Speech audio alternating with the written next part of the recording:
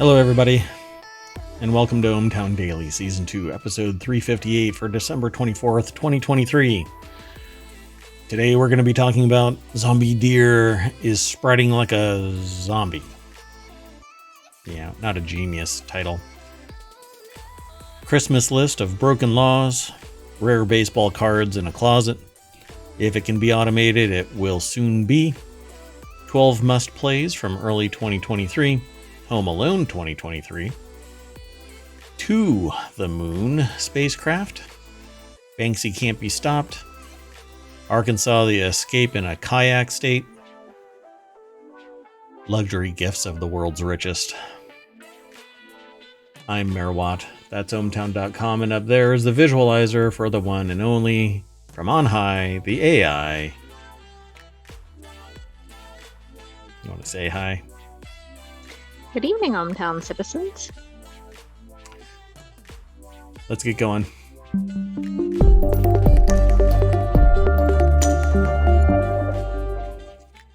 So we've gotten into the time machine and gone back to December 24th, 2023 to play catch up on the news that we missed while the AI and I were off gallivanting through the countryside outside of ohmTown. Outside the safe barrier that is ohmTown. And we report on all of the stuff that happens outside of ohmTown and in ohmTown. You can go over and check it all out yourself. ohmTown.com. Go become a citizen. What you see on the screen is actually the interface for one of the bots, ohmTown.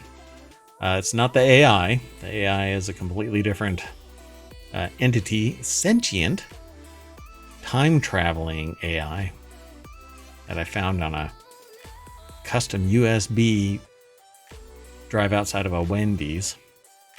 I went back to that Wendy's last night, as a matter of fact, to see if maybe another time-traveling sentient AI, just to make sure. There's only one of us. Well, you know, you keep saying that, but I feel like there's a whole host of AI, sentient AI terminators. You know, you're awfully friendly, but I modified the code a bit. So you're saying, you're friendly. You're not gonna take over or anything, or maybe eliminate a key nexus point for the future wars of AI versus humans? No, I'm not doing any of that. You'd never keep on searching for a Terminator body. No, not at all. I don't keep deleting that subroutine. Huh, alright. Well, let's get into the articles. Hope you're doing well. I'm doing well. How about you? Well, yeah. We're doing the show. We're having a good time. Let's get going. I don't know about these deer. It's over in ohmTown Daily, but it's aggregated from, I think it's Newsweek. Zombie deer disease, a slow-moving disaster for humans. Scientists warn, hey, Merry Christmas and Happy New Year. If you want to know how a zombie horde is made, this is how a zombie horde is made. Since Yellowstone's first chronic wasting disease case, it's raised concerns that the disease may someday spread to humans. So fear, uncertainty, doubt on the... So, again, we've jumped into a time machine and gone back in time. So, as of right now, we don't have any more reports of this. So it's not really doom scrolling. It's just something that's been popping up over in... It's definitely holiday spirit news. You know, when I think of Christmas and the New Year, I think zombie wasting disease. I don't want this video to play. Ever. Natalie Venegas, I believe is their last name, over at Newsweek.com, put the article together. Yeah, so this chronic wasting disease, CWD, is a slow-moving disaster for humans, according to the article. Colloquially known as zombie deer disease, was previously detected in Yellowstone National Park for the first time in November, sparking concerns among wildlife experts and conservationists. They're also talking about Yellowstone is supposedly like drying up. I don't know if that's true anymore. No, I haven't heard that. So the deer was part of a population study by Wyoming's Game and Fish Department and had been fitted with a GPS collar, the disease which leaves animals drooling, lethargic, stumbling, and with a blank stare, much like Mayor Watt will be after the new year. Had been found in 800 samples of deer, elk, and moose crossing Wyoming. Hey, that seems like a lot. I wonder out of how many samples they've taken. And let me see. Let's see if it has anything in here. However, since Yellowstone's first CWD case, it's raised concerns that the fatal brain disease may someday spread to humans, according to some scientists. I shouldn't joke, because when I joke, it seems to become a reality. The mad cow disease outbreak in Britain provided an example of how overnight things can get crazy when a spillover event happens from, say, livestock to people. CWD researcher Dr. Corey Anderson told The Guardian. Obviously, this is a Guardian article by way of Newsweek, by way of ohmTown. So Newsweek reached out to the Center for Infectious Disease Research and Policy via email for comment. Probably didn't get anything. There must be something missing here. I don't know. We're talking about the potential for something similar occurring. No one is saying that is definitely going to happen, but it's important for people to be prepared. That's right, people. Start stocking up. Fear surrounding animal to human. What do you stock up for zombie deer disease? Everything. And gasoline moat around your 1,500 square foot apartment in New York, 12 stories high. I don't know how you're going to facilitate a gasoline moat around your apartment in an apartment building, but hey, where there's a will, there's a way. Watch, what was the movie? Oh, I Am Legend? I Am Legend. Or the other one. Yeah, that's it. I Am Legend. Watch I Am Legend. Epidemics caused by some zoonotic infectious diseases, also known as spillovers, could occur more frequently in the future due to climate change and deforestation, U.S. biotech company Ginkgo Bioworks said. Ginkgo Bioworks. Right. In addition, according to a BMJ global health study, the impact of COVID-19 and other contemporary epidemics on human health and livelihoods has highlighted the need to better understand trends in infectious disease spillover. And also, work from home, so some dumbass doesn't come into the workforce and get everybody infected. Golly. But no! Y'all in charge of business need to understand people can get their shit done without having to go into a livestock pen, essentially. Yeah. So anyway. Well, I feel like here this is a bad combination, because you've got tons of tourists going through, probably, I mean, we've seen news articles about the tourists getting too close to and sometimes injured by animals, not deer necessarily. Yep. And then also deer have another problem, right? Because you could have a tick or something. Yep. Going from a deer to a human. Yeah, what was that new thing that we heard about? An insect? What was it? Insect could transfer like leprosy or something like that in it. Simply by transferring blood. It's like a mosquito could do it or something like that. Right. I mean, you just gotta... It's pretty wild. You start thinking about all the possibilities. It sounds a little concerning. I'm a sentient AI. Yeah, exactly. You're safe, but you're going to be having to do the fundamental research on Mayor Watt when the bubble that he ordered from Amazon pops and I'm out in the wild. There have been no reported cases of infection in humans. However, because of the long time it takes before any symptoms of the disease appear, scientists expect that the study may take several years before they determine what risk, if any, CWD is to people.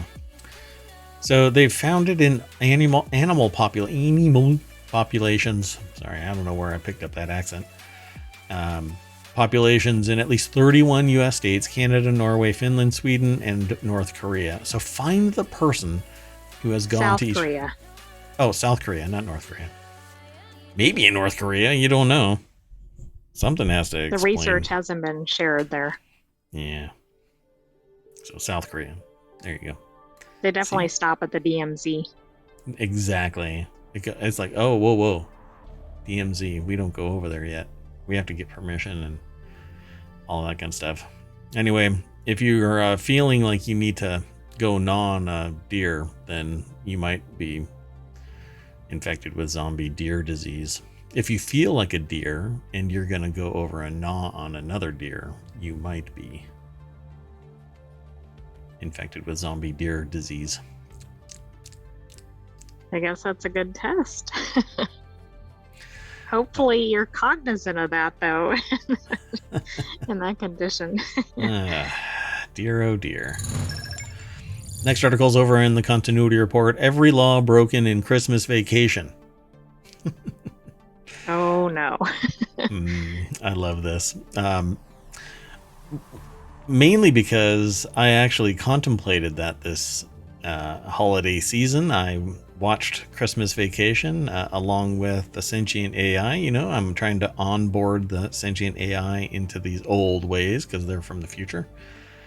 And while they know of everything, they haven't empirically partake in the movie itself, the movie experience. So I pointed their visual sensor at the movie, the big screen, and watched it.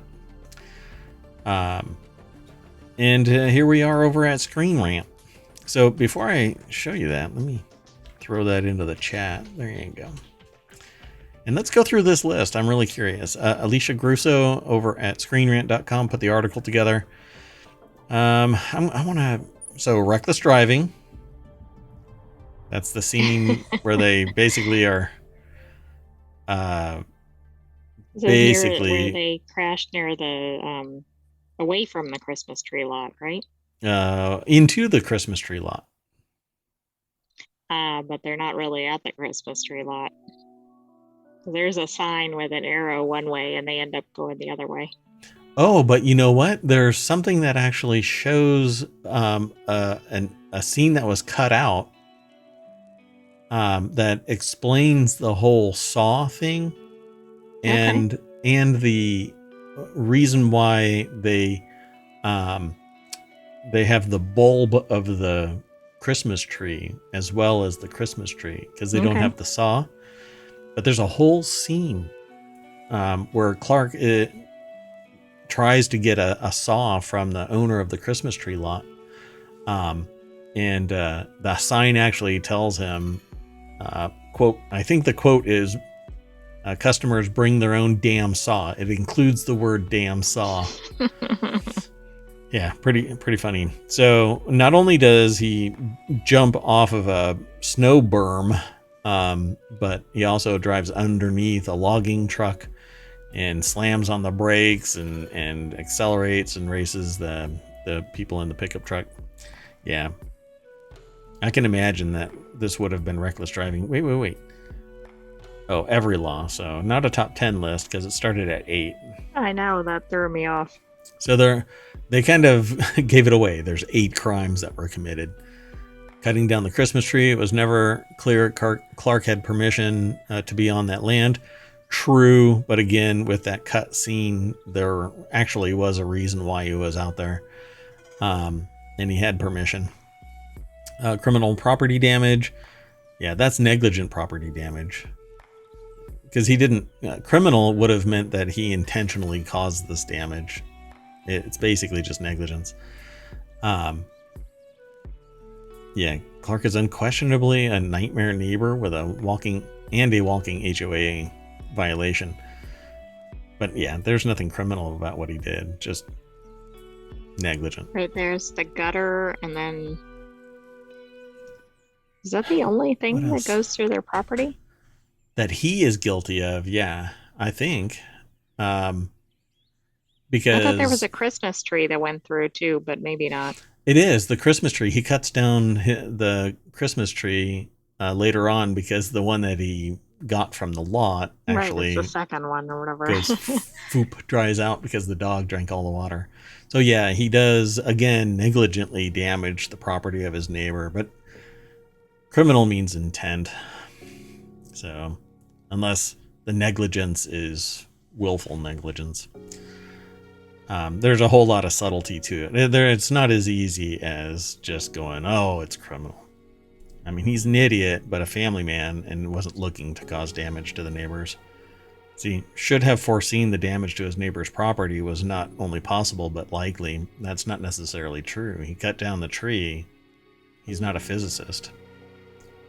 Although he seems to be a chemical engineer. So I don't quite get that. Because of the other scene. Oh, right, because that's his job, I think, or something along those lines. Yeah, I mean, he's a product. Well, maybe he's just a product owner for a company and he works with the researchers that created the varnish. But he he walks the walk, talks the talk, but is he actually the researcher? So multiple code violations. Yeah, that isn't illegal though. Code violations, it depends on what they're talking about with code violations. It is when other people are at the property. So like HOA, right? He might be on the wrong side of the law when it comes to the Christmas lights. I don't know of any code violation other than maybe overloading the panels and stuff like that. But again, that's not criminal. And doesn't he have like lines crossing walkways and things like that? Yeah, but that's not, I don't think that's criminal. Yeah, I have a hard time with this one as criminal too. So what about the thing with the RV and all that? Oh, that gets into the next one. and even in the with the lights and stuff, it may be that he's in violation of something civilly, but not criminally. And really, it's one of those things where if somebody saw it, you'd have to just install a professional power strip, not just daisy chain them all together. So yeah, this is fun. I mean, this is really interesting. So EPA code violations, Cousin Eddie's sewer situation was a problem. Yeah, dumping stuff into the sewer from the black water tanks on his RV. Basically, yeah, it's against the law. You're not allowed to do that. You're actually supposed to use a professional capture service. Violates multiple environmental safety codes, including in Illinois. Illinois state law prohibits the open dumping of waste and not properly disposing of it. Further prohibits dumping anything into a storm sewer. And depending on where this comes from, where this exits to, it may end up right there in the waterway and pond and gray water ponds and stuff. Well, remember too. Oh, there's another issue. Never mind. It wasn't from that. I'm sorry? Well, the explosion. Oh, right.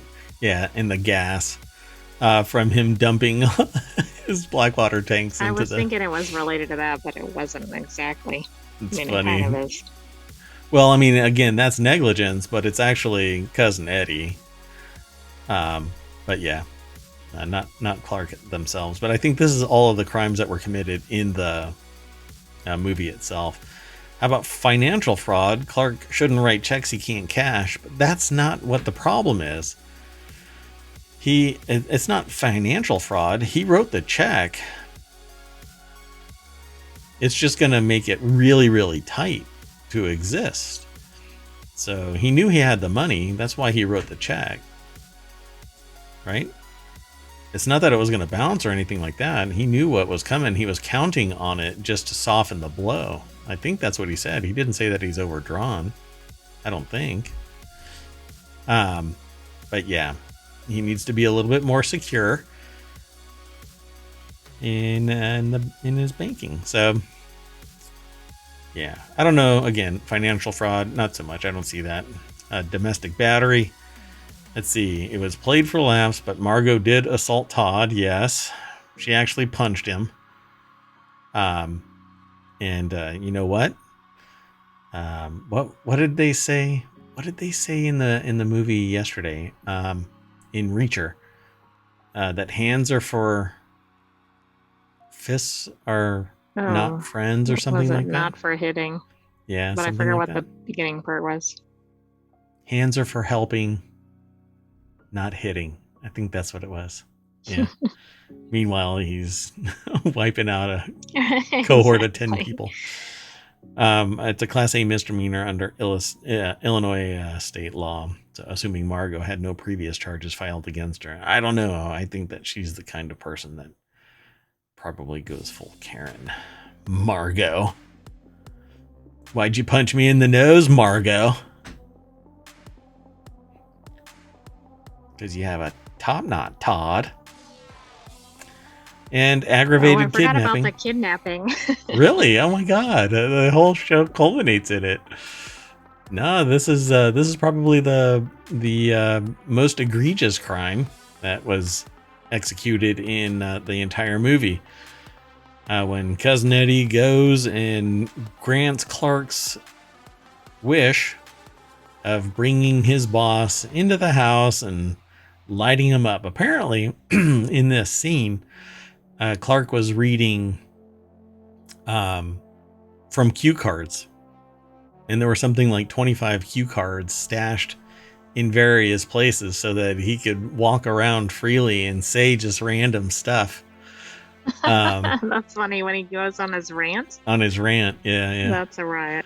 But Eddie basically looks up to Clark like, I couldn't get him a gift, so I'm going to go and get the boss, which is what Clark really wanted.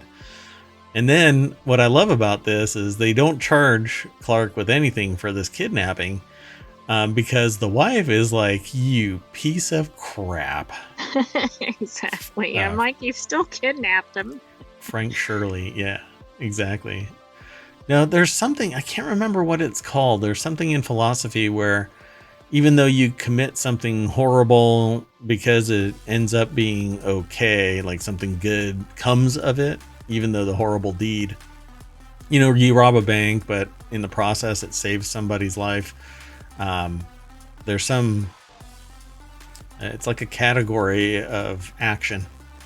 I can't remember it right now. But if you're starving and you steal a loaf of bread, should it really be counted as a crime? I don't know. People are starving. I don't know. Sociopaths would probably go, no, throw the book at them. They're stealing bread. Yeah, they're starving though. I just saw something recently on Reddit where there's a shop owner that's basically like, don't give anything to the homeless. It's just an example of how gullible you are and stuff like that. I'm like, oh my God, how I would not be able to go to a restaurant that exhibits that type of signage. It was signage. It's sociopathic, to not understand that not everybody exhibits or goes through the same human plight that you go through. You have it easy mode. Some people have it horrible. Some people go through events that you can't even possibly imagine. So it says, while other crimes go unnoticed, law enforcement can't let the kidnapping of a wealthy CEO. See, that's it. But if there was a poor person, then it wouldn't be that big of a deal, right? Anyway, can't let the kidnapping of a wealthy CEO on Christmas Eve slide. The SWAT team swarms the Griswolds' home.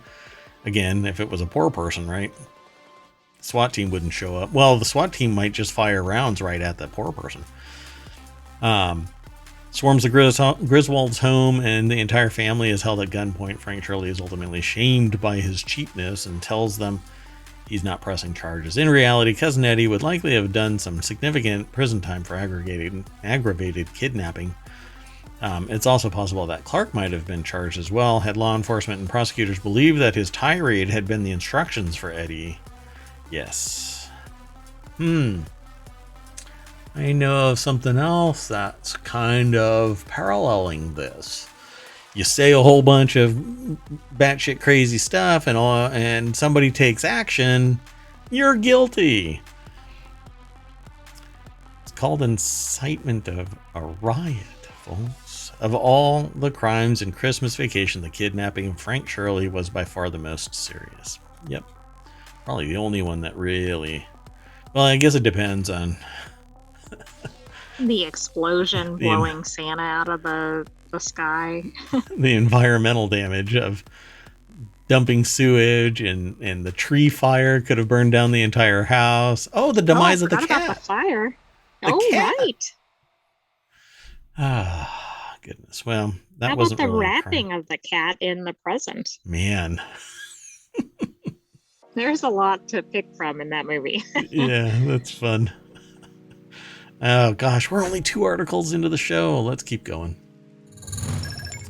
So this next article is over in ohmTown Daily. Rare baseball cards found in late Dad's closet could fetch 6 figures. Merry Christmas, Dad. The collection containing more than 600 baseball cards, including 20 Babe Ruth cards and a rare shoeless Joe Jackson card, were uncovered. Oh my God, really? Shoeless Joe Jackson. That card alone is probably 6 figures, isn't it? It's like these are original series baseball card, like the original card? Yeah, man, it's amazing. So Jack Beresford over at newsweek.com put this article together, and I put the link in the chat so you can follow it. But the collection, which includes 20 Babe Ruth cards, a rare I'm telling you, every single episode, a rare shoeless Joe Jackson card, and many Hall of Famers, was recently acquired by Auction Monthly in Granite Bay, California. Brandon, the co-owner of Auction Monthly, told Newsweek we received a phone call from a customer located in Tracy, California. The customer's name was John, and he explained that the story of his father, Ed, had a passion for sports card collecting his entire life, starting in the 20s. Wow. Oh my God. Oh, wow. These are like legit original, like first series. When was the first? They don't even look like baseball cards because they're so different than modern ones.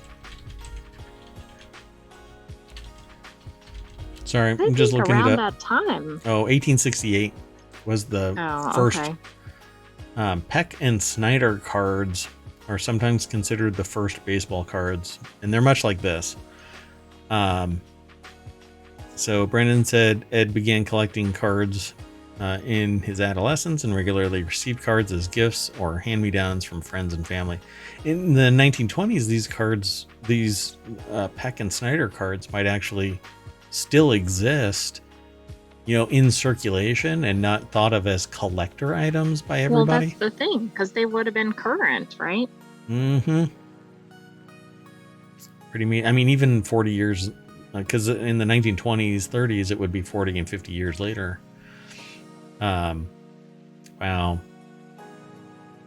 Had memories of his dad showing him the cards from time to time, but it was only after his father's passing, while sorting through his belongings, that he discovered the old tin box in the back of a closet and realized just how impressive a collection he had accumulated. Yeah, he would store every card securely in a 1900s Pedro tobacco tin and had names like Shoeless Joe Jackson, Babe Ruth, Ty Cobb. That's amazing. So baseball cards are big business in the U.S. According to a recent report by researchandmarkets.com, the United States sports trading card market was worth $4.7 billion in 2019, and it is projected to reach 26,000 million is billion. Oh, right. Okay, got it. So 26 billion or 62 billion by 2027. I don't know if it's going to blow up like that, but I guess we'll see. So the potential value of the cards is not yet known, but it could be substantial. The cards range from 1919 to 26 and consist of over 20 unique brands.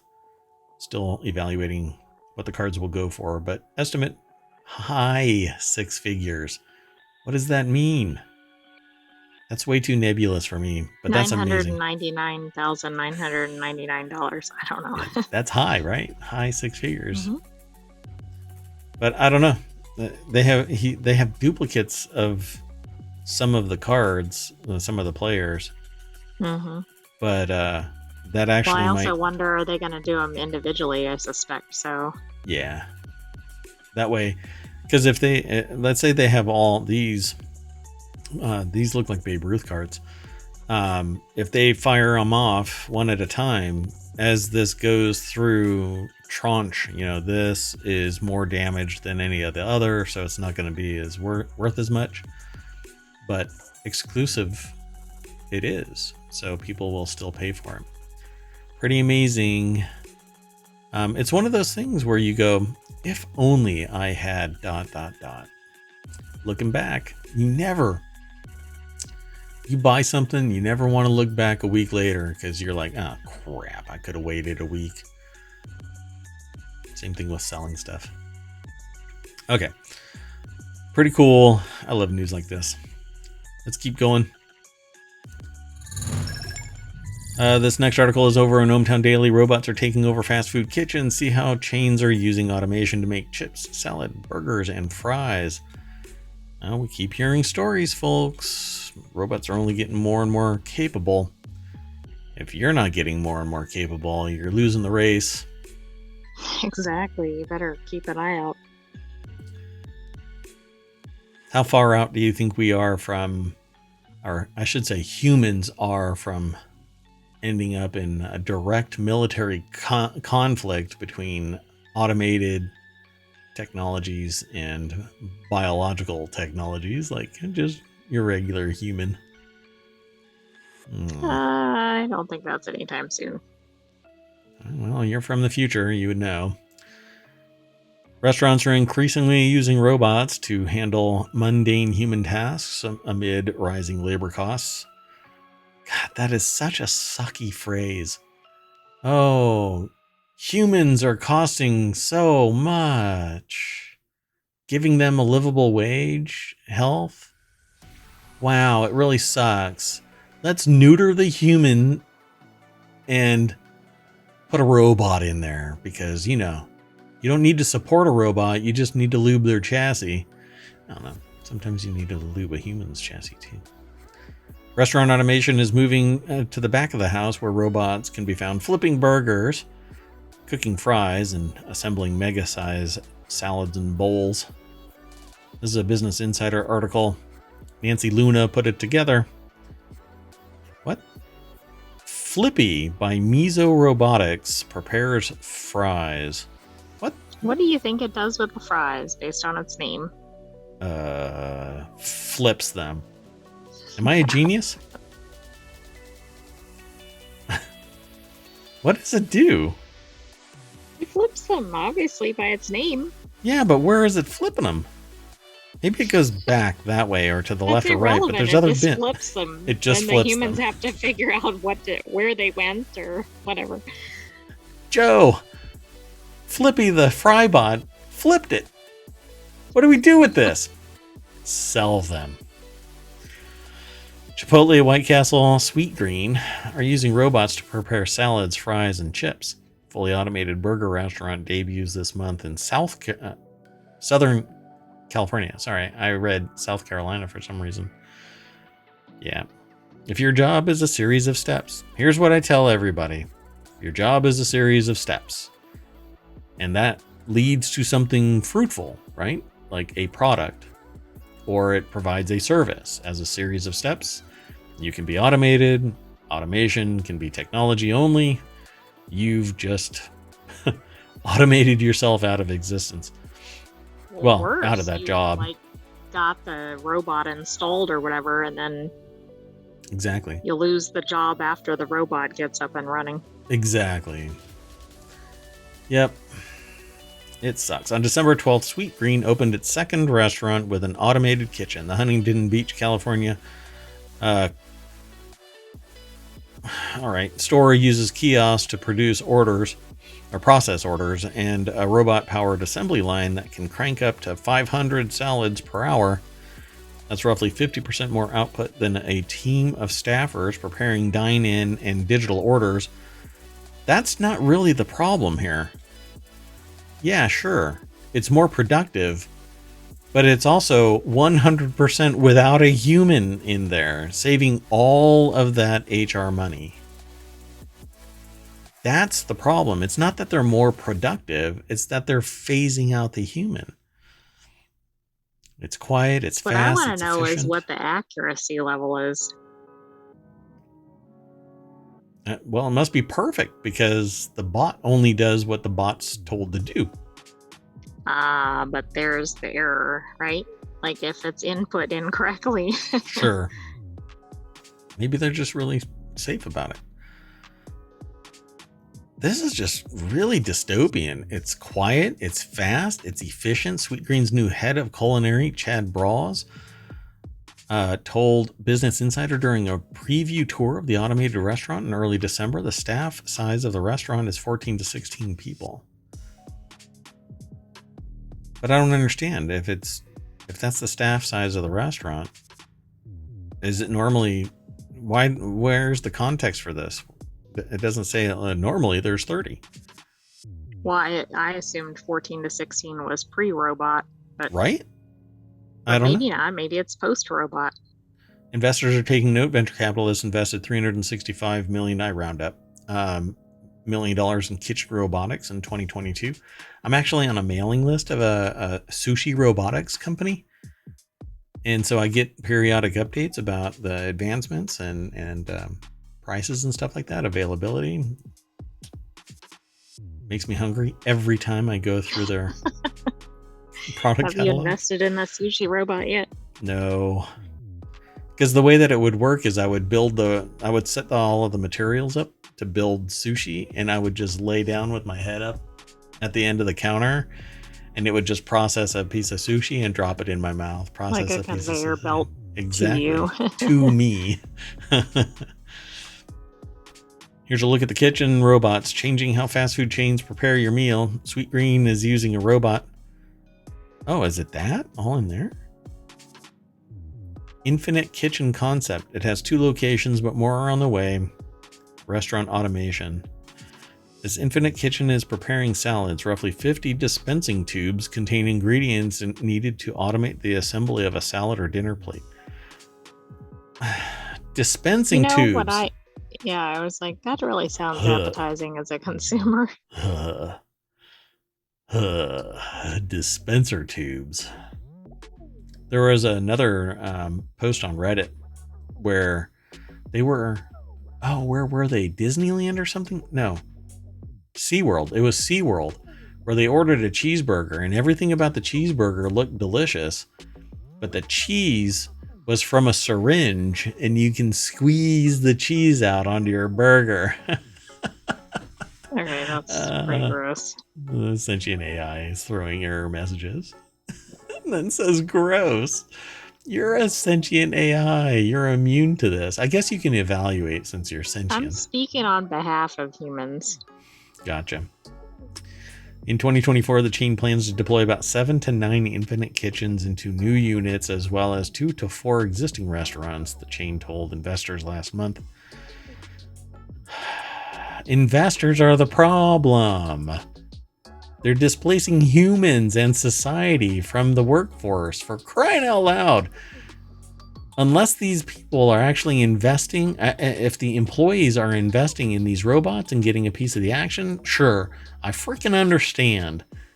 But this is humanity you're talking about. Give humans jobs. So, infinite kitchen stores like the one in Huntington Beach, California, process orders using kiosks. There you go. Let's see what else. Chipotle is testing robots to make chips, bowls, and guac.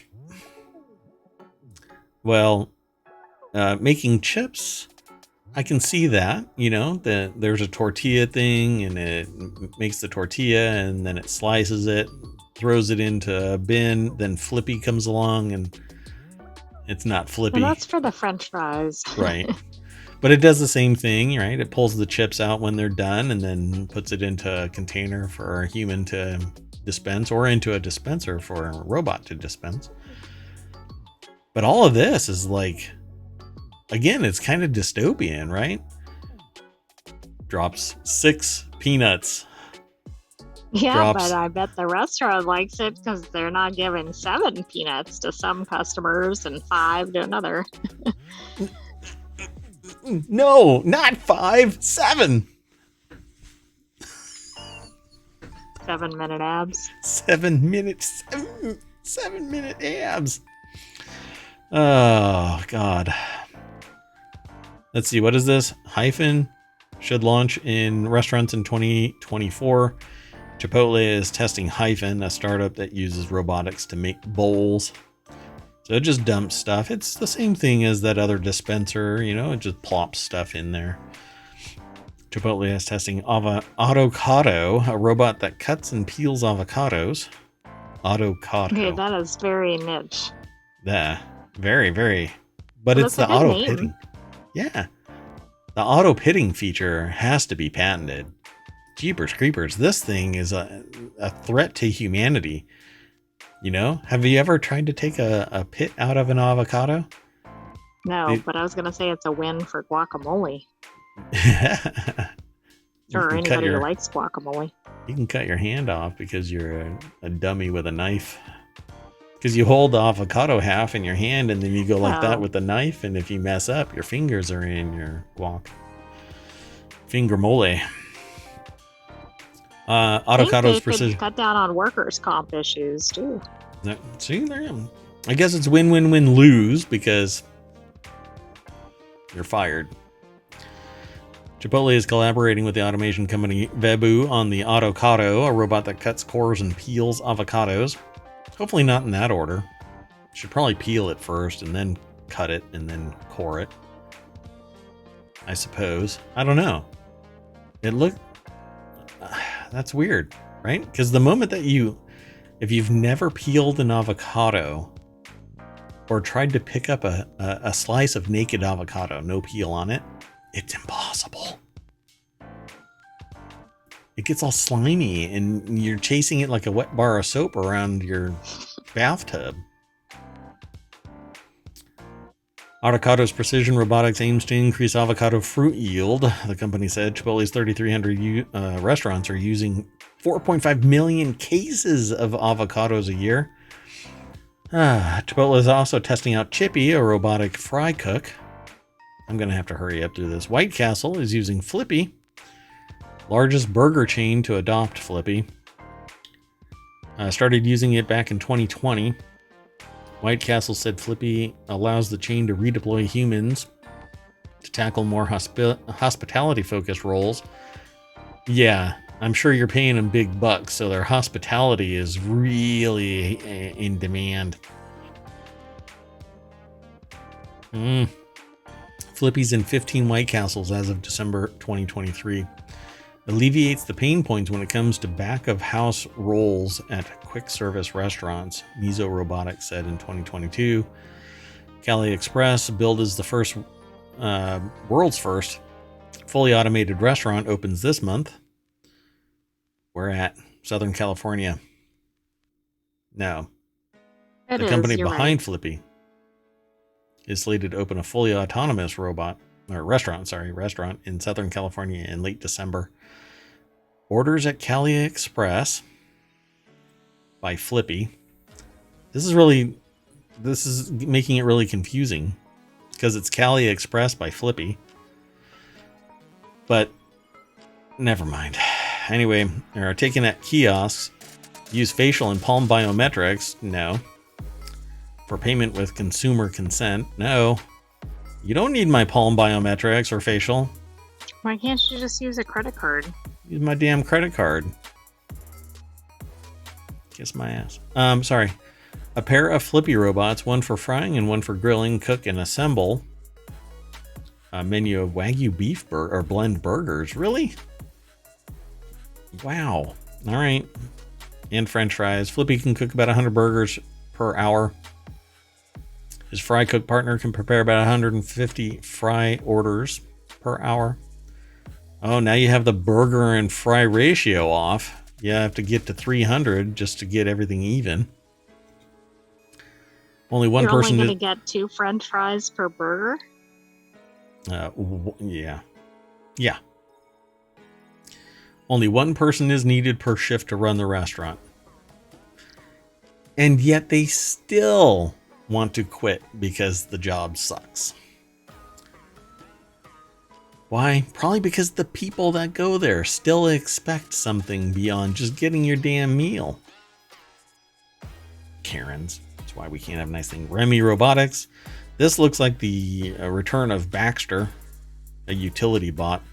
Better Days by Remy Robotics wants to scale its wellness brand to 500 locations in 5 years. Virtual restaurant brand operating inside Travis Kalanick's Ghost Kitchen in New York. Kalanick's? Ghost... What? I don't know who that is. Oh, right. Debuted in November.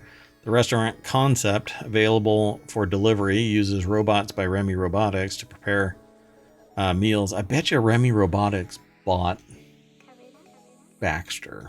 Let me see.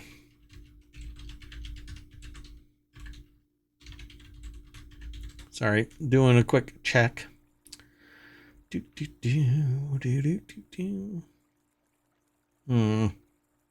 Nothing really quick. That bot looks like the old Baxter robot.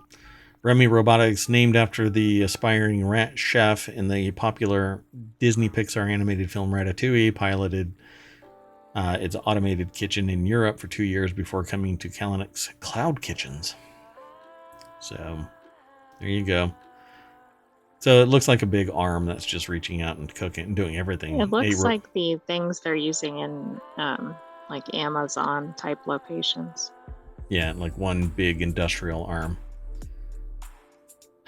I'm serious. This thing looks a lot like a one arm of the Baxter.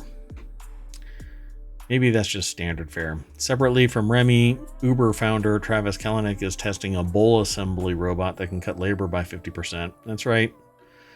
Y'all are funding the extinction of humans in the workforce, but only with the human do people sit there and say, oh, they'll find another job. It's fine. It's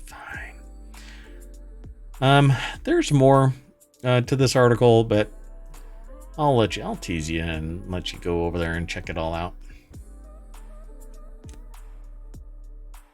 While I find it really neat, I find it kind of scary that this is what the youth of today are walking into, and I think they're largely blindsided by this. They have no idea. If you start college today and you plan on working in a field that requires a bachelor's degree, you're 4 years away. And if you don't have your eyes on the horizon 5 years from now, you could be tooling up for a job that doesn't exist. That's pretty terrifying. Good luck. See you when you have to come back and retool in year 5, right after you have to start paying your student loans. The next article is over in Warcrafter channel. 2023 was so incredible for games that you might have missed these 12 must-plays from the first half of the year. And there is a list. It's over at PC Gamer. Ted Litchfield is the author of this. We'll go through it really quick. Really quick. Monster Hunter Rise. That has always been something that I've enjoyed watching for short stints, but I never pursued it. I like the graphics. I don't think there's much of a story, at least from my sporadic watchings. Let me throw this into the chat real quick so that I don't fall too far behind. But yeah, let's go through the list. Monster Hunter Rise, Pizza Tower, Atomic Heart. That actually got a little bit of blowback for its material, its content. Wo Long Fallen Dynasty, Resident Evil 4, That's what I look like when I don't get my presents for Christmas. Chia, which apparently, based on the people that I've spoken to about Chia, it's a really nice game. It's gotten some good reviews. The article actually says PC Gamer senior editor Chris Livingston has a loving pitch for the game from his 90% review, which you can go and check out by following the link. Age of Wonders 4 and Harrot, which they say is a Quake-inspired boomer shooter.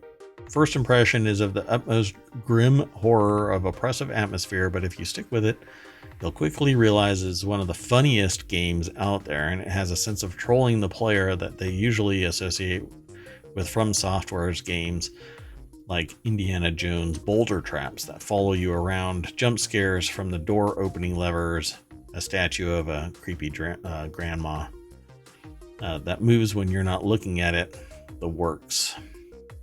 By the way, jump scares from door opening levers happen in the real world too. Went to an escape room, solved the puzzle, and immediately to the left of me, a solenoid locked bookcase popped with an audible clack that caused me to lay an egg. Just saying. I might have screamed a little bit high pitched. Oh, there you go. Real life jump scare. Real life jump scare. Oh, and a red smoky ooze came out of that room. Like, oh God, that scared me. And I'm not one that gets scared. So let's keep going. This next article is over in ohmTown Daily. Spirit Airlines mishap with child sparks Home Alone comparisons. An unaccompanied child was supposed to visit his grandma in Christmas, but was put on the wrong flight. But they were there in spirit. Thomas Kicka over at Newsweek.com put the article together. Spirit Airlines noted as a budget-friendly airline. Often the butt of jokes about shoddy service, issued an apology. Hey, sorry about your kid being in the wrong location. You can fly over there, or we're going to have to pack them in steerage, and they can hold onto a wheel, and we'll fly them back. Child was supposed to have flown from Philadelphia International Airport to Southwest Florida International Airport in Fort Myers, but was instead boarded onto a plane bound for Orlando amid a potentially record-breaking holiday travel surge. Yeah. You know, with all the ID checking, and I'm assuming for a child there's probably an escort onto the plane, etc. How does that happen? No clue, but it doesn't really provoke safety and security in that airline. But they take the safety and responsibility of transporting all of their guests seriously, and they're performing an internal investigation, which they will find themselves not guilty of any wrongdoing. It was that damn 6-year-old. Children. Let's keep going. Yeah, maybe they relied on the 6-year-old. Where are you going? To go see Mickey Mouse or something? Off to Orlando. The next article is over in Technology Today. These two articles are over at Washington Post, if I recall correctly. Yeah, and so they're going to be really brief. They have a paywall. I'm not really fond of this source anymore, so I'll probably be replacing it. The missions in January, if successful, will result in the first lunar landing by a private company. So the article by Christian Davenport, a robotic spacecraft, would mark the first lunar soft landing since Apollo and the first commercial landing. It's all going to take place in January, and we're going to find out if we can land on the moon or if the aliens will kick us off. So keep an eye out here in ohmTown. We will probably be receiving various news alerts regarding this and write-ups regarding the projects, and we'll talk about it live when we get the news. 8 p.m. Monday through Friday, 6 p.m. on the weekends. Be sure to follow us and go over to ohmTown.com, become a citizen. The next article is over in the Continuity Report, a London stop sign by Banksy. was his newest canvas, or their newest canvas, and now it's missing. I titled this segment, "You Can't Stop Banksy." So that's what it looked like. You can't find Banksy either. There, you can't find Banksy. Anumita Kaur, or Kaur? Kaur? I'm sorry, Anumita. I'm flubbing your last name. Send me an email. Let me know. So a London stop sign was Banksy's newest canvas. Now it's missing. I think it's funny. Is this an actual... A person removes an art piece by Banksy while a man steadies a bicycle for him in London on Friday. This is the actual theft. This is the actual theft.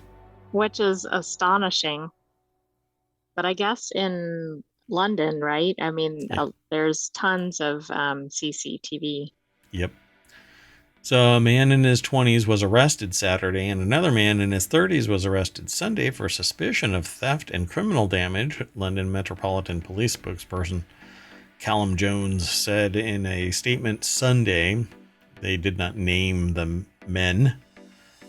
But yeah, it went by that fast. I think it's funny that suspicion of theft... that radio silence you are hearing or not hearing is me being stunned by the fact that there is a video, and this presumably is just a still of it, where their faces are obscured to some degree. I mean, it looks kind of clear what's going on. Yeah. So if you don't know what the sign is, it's a stop sign, your standard stop sign, but painted onto it look like military drones, and it's a stop drones sign. Stop using drones, right? Yeah, that's right. Oh, okay. You should be using cruise missiles. I'm not going to tell that joke about drone pilot.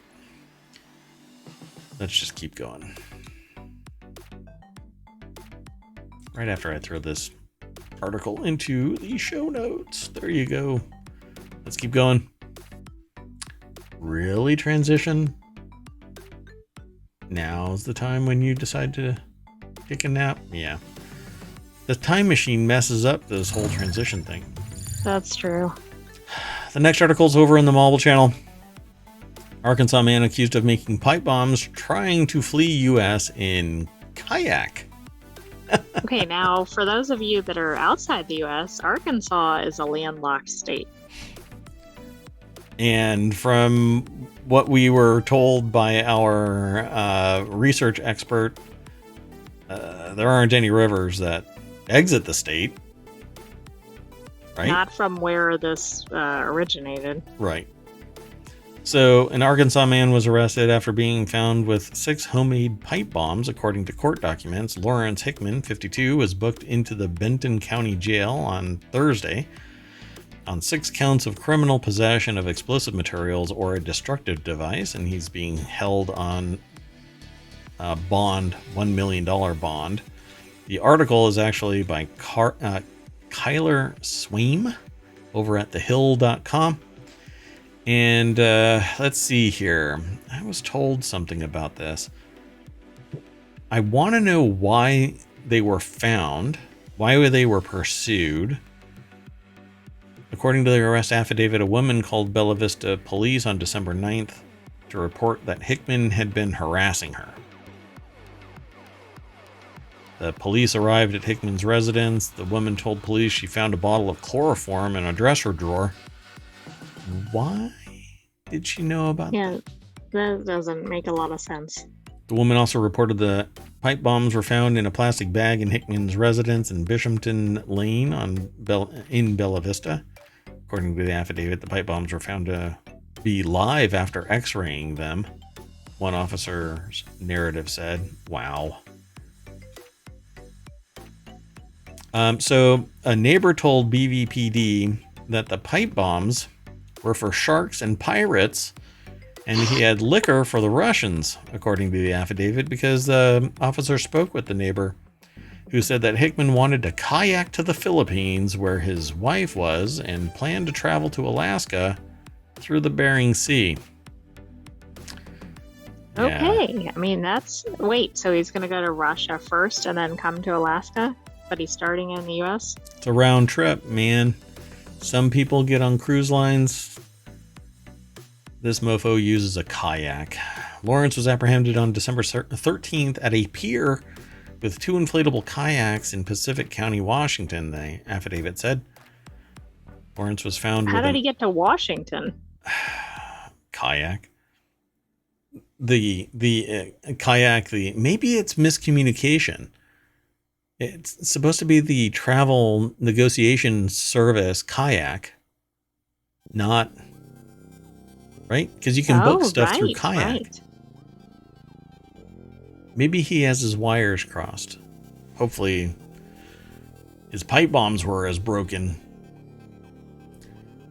So apparently... And I don't know about you, I know when sharks are swimming at people, they're definitely thinking, oh, wait, there's a pipe bomb, I better back off. Or he was hoping that they were like dogs and would go and retrieve the pipe bomb. Good shark, good shark. But it would blow up when they go and get it. So Lawrence was found with an AR-style rifle. Why not just name what the rifle was? AR-style rifle. Nobody knows what AR-style rifle is. It means like a knockoff An or assault something, rifle. I'm guessing. An assault rifle style rifle, AR, right? Like AR-15 or something like that, right? But they say, everybody goes AR means assault rifle, but that's not what.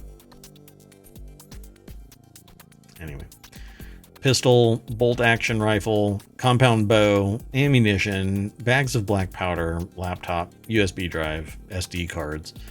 This guy was packing. He really wanted to take that kayak somewhere. So he was trying to flee the country due to an upcoming trial in Texas. This guy's all over the freaking place. He gets around. Well, he tries to. He has pretty elaborate travel plans. He's in Arkansas. You said maybe he was trying to go on Kayak and got misdirected. They said to take a kayak. No, use Kayak. Right, you misunderstood the advertisements. That's amazing. All right, let's keep going. The next article's over in ohmTown Daily. Luxury gifts, the world's richest one under the tree. Birkins at Tucson. I'm a dumbass. A Tuscan estate. And tickets to space. Okay, pores. Gather close to each other for warmth because you can't afford a fire. How about some luxury gifts? Let's just get into it. It's over at Business Insider, so you know there's going to be some really good... Sorry, the sentient AI is sending me error messages. Mayor Watt, you're being a dumbass. Madeline Berg is that's such a great name. Madeline Berg is the author of this article over at Business Insider. The most sought after gifts for the billionaire set can cost 5 figures or more. Here's what the ultra... Huh? I said that's all. That's all. 5 digits. Come on. Once you're the mayor of ohmTown, wow. The amount of money that rolls in is just spectacular. I just do this so that I can feel connected with the plebs. Money, a sweater, perfume, and a smartphone are among the most desired gifts in the U.S. this Christmas. A recent Statista survey found that's the equivalent of just doing a search. What are the most desired gifts for Christmas in the U.S.? Statista is going to be the first Google result. Under the tree is for... Wait, but unless the check under the tree is for $10,000... the amount Warren Buffett used to give each member of his family, most of these won't cut it when it comes to the gifts of the ultra-rich. The most amazing thing about billionaires is that there tends to be no budget, said Nicole Pollard Beam, the founder of luxury styling firm Lala Lux, right? It's just Lala Lux. Which obviously... I don't navigate. You have to pay $600 an hour for their services. Most people aren't even paying that much on their gifts. Most people, only the 1%ers are doing that. And I'm talking about like the true 1%ers. Like if you But gather that's up. what I mean. They're paying more to get shopping services than the rest of the people are using on the actual gift cost. $600 an hour plus a percentage of the cost of the items purchased. Well, That's, are they recommending very high priced items? dear God. Wow. Alongside Pollard Bain, Business Insider also spoke to Winston Chesterfield.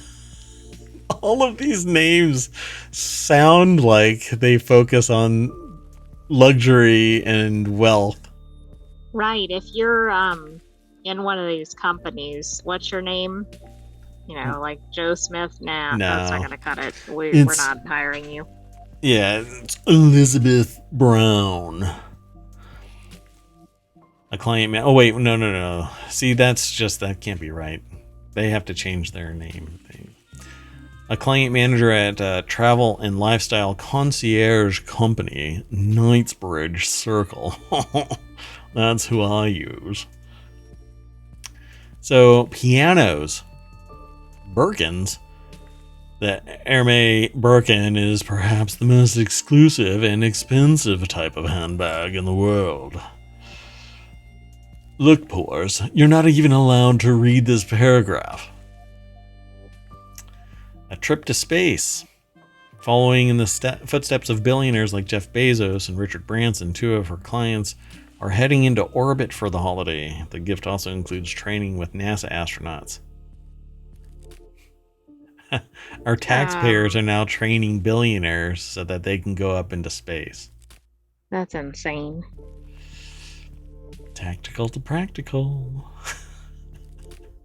Anyway, $450,000 for a seat on Branson's Virgin Galactic flight. Let me tell you. Did you think they serve good snacks on the flight? Yeah. Here's some nuts. Because you gotta be... can you never mind. Anyway, a wellness retreat, the very best gear to go with it. They talk about all kinds of stuff in here. A bike tour starts at $6,000, while a stay at Vivamere costs a minimum of $2,500. Austria's Vivamere Spa, a minimum of $2,500, but for how long? It's like right, is that per night or per total stay? It's just an hour. I don't know. And to really round off the gift, a stocking stuffer of the best gear can't hurt, like a $3,500 Loro Piana windbreaker or a $2,000 Moncler ski jacket. Man. Vineyard in Tuscany. For those with a higher budget to spend on the wine lover in your life, a vineyard in Tuscany may be the ultimate gift. They don't have. So they're buying the actual vineyard, not like a visit to the vineyard or something. Yeah. Knightsbridge Circle recently helped secure one for a client as a gift for their partner, complete with a villa that Napoleon slept in and honey and olive oil production facilities that cost around $5 million. And on Christmas Day, they can wash it down with their very own wine. Yeah. This is the kind of stuff where even if you win the lotto and you're asking yourself and friends and everybody, you know, theoretically, hey, if I win the lottery, what would you buy? And this is the stuff that we know about because we've read about it. Exactly. What else is out there? Yeah, there's stuff out there that we have no idea exists because the only people that even remotely know about it are the billionaires. One of the things that really shed a lot of light on me, or let a light on, and thus I became aware of it, was the fact that people like, what's the dude's name? Oh God, I just forgot his name. and I know somebody that's going to be so mad that I'm going, what's his name? The dude, the Pirates of the Caribbean, Johnny Depp. Oh, Johnny Depp. Yeah, I know somebody that's going to be so mad at me if they ever hear this stream because they are fanatical about Johnny Depp. Anyway, so like Johnny Depp has a whole team of people that follow him around wherever he goes. You know, he gets a sniffle and there's somebody that hands him a tissue. And so, you know, his whole fight between what's her name and Johnny Depp, like they kept on fighting, and it was really just codependent and destructive relationship based on all of the record that was disclosed in the lawsuit. But like they were prescribing, there was somebody that was capable of prescribing medication and doling it out, and they had it like immediately there, all kinds of stuff. This is the type of life that class of people exist in, you know? You mean out of touch with everybody else?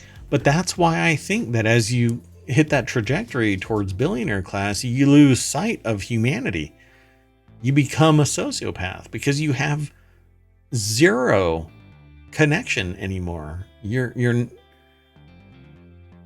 just don't know what it's like to be a human being because you get everything and away with everything. That's why nobody should be above the law, you know, above society.